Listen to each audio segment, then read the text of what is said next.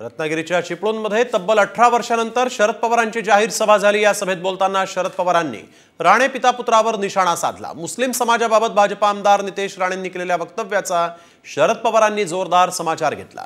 सत्ता डोक्यात गेलेल्यांना भानावर आणावं लागतं अशा शब्दात पवारांनी नितेश राणेंवर प्रहार केलाय।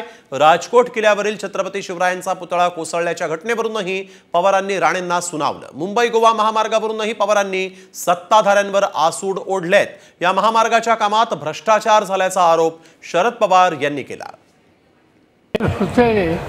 80 वर्षाच्या पूर्वी उभ्याली समुद्राच्या जवळ भरपूर वारा आहे, त्या पुतळ्याला कधी धक्का बसला नाही आणि सिंधुदुर्गाचा पुतळा पडतो आणि वाऱ्यामुळे पुतळ्याच्या उभारणीसाठी सुद्धा भ्रष्टाचार या ठिकाणी आहे। महाराजांचा पुतळा आणि तिथे सुद्धा पैसे खायला तुम्ही सोडत नाही आणि कराचे शिवण प्रवास केला, त्याचा शेवटचा जर भाग सोडला तर महाराष्ट्रामध्ये इतके खराब रस्ते कुठेही नाही।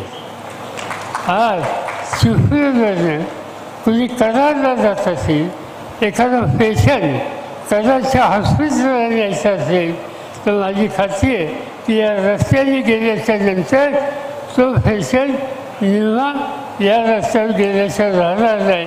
की तुमच्या राज्याच्या एका केंद्रीय मंत्र्याची मुलं मुस्लिम समाजाच्या संबंधी या पद्धतीची जाहीर भाषणे पुन्हा पुन्हा करतात आणि त्याला अंमल घालायचं काम तुम्ही केलं जात नाही। या उलट टेलिव्हिजनवर त्यांनी बोलावं याची काळजी घेतली जाते।